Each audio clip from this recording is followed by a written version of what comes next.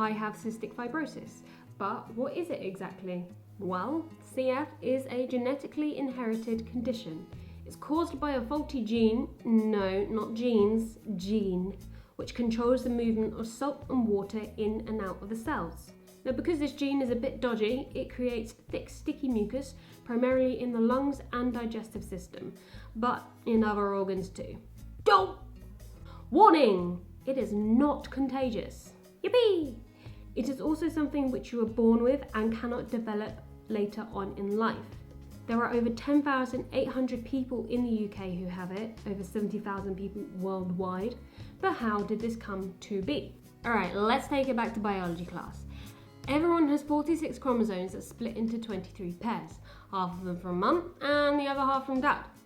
Now the CFTR gene, also known as the CF transmembrane conductance regulator, but we'll stick with CFTR for now, which is involved with causing the symptoms of CF, is interestingly found on chromosome 7. So this means that you need to inherit 2 of the faulty genes, one from mum and one from dad, to have cystic fibrosis. However, if someone only has one CFTR gene, then they won't have CF, but they will remain a carrier who can then pass that on to their child. Okay, so as we know, both parents are carriers of the defective gene which causes CF. And this means that there is a 1 in 4 chance that their child will have the condition. There's a 50% chance that they will just remain a carrier, a 25% chance that they won't be affected at all, and 25% that they will have the condition.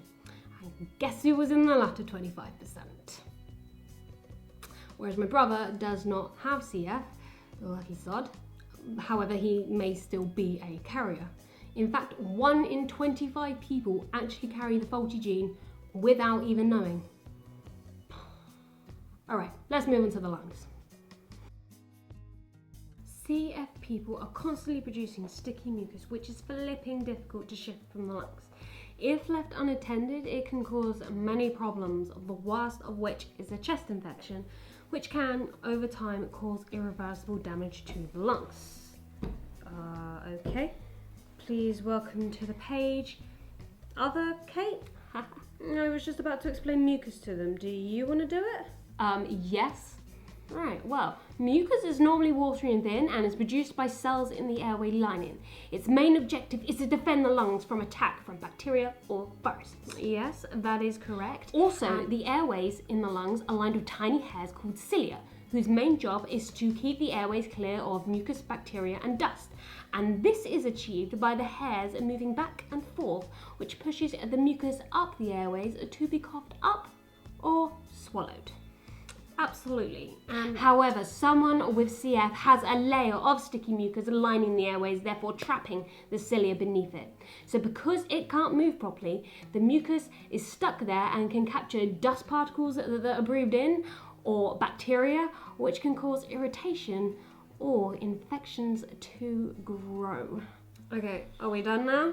We're done. Lovely. Now, there are multiple ways of thinning the mucus. There are tablets, nebulizers, and inhalers.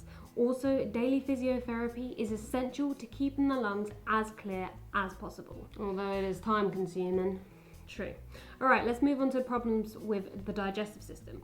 The other most prominent part to CF is problems with digestion.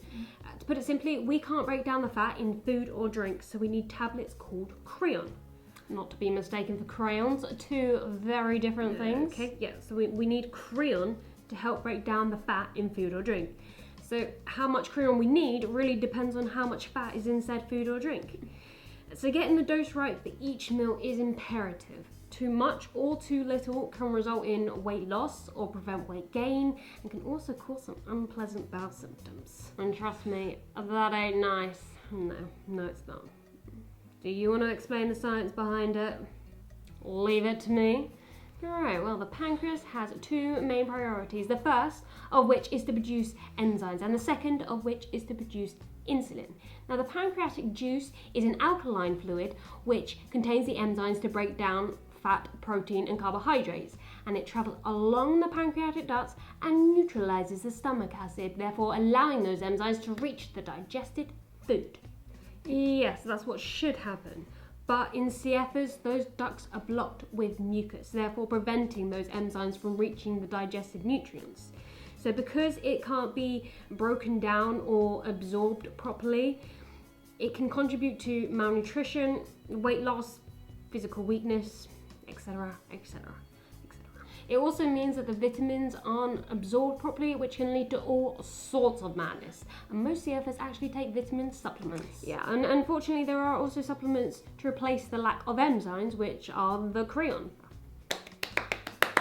The coating of the Creon is designed to pass freely through the stomach acid without being dissolved, and is actually broken down in the first part of the small intestine. It's quite clever, really. And also, the insulin in the pancreas stops working properly because the ducts are blocked with enzymes, and over time, this can cause CF-related diabetes. Yeah, so that's the basics of what is CF. Every CFer is unique, and no two are the same. But a couple of things that we do have in common are the mountain of pills we take every day, the nebulizers, the inhalers, the physiotherapy. I also get sinusitis, so I need a couple of nasal sprays to clear that up. And then we also go to CF Clinic on a regular basis for checkups, where you will usually find us doing this.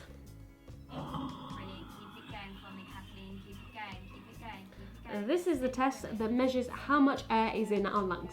It's called the lung function.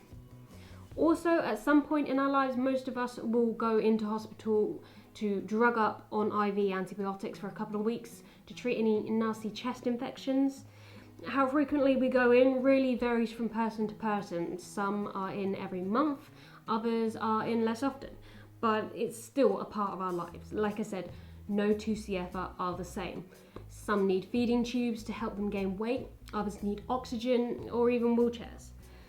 And then there are also other problems evolving around CF. She has already mentioned CF-related diabetes, but there's also reactive hypoglycemia, bone disease, liver disease, joint pain, osteoporosis, arthritis, mental health issues, nasal polyps, acid reflux, infertility. I mean, the list kind of goes on.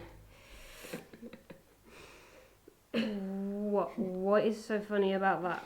It just reminds me of head, shoulders, knees and toes, right? Yeah. Okay. But instead it's like sinuses, lungs, pancreas and bowels, sinuses, lungs, pancreas and bowels, and mental health, bones and diabetes and infertility, in men mainly. Sinuses, lungs, pancreas and bowels.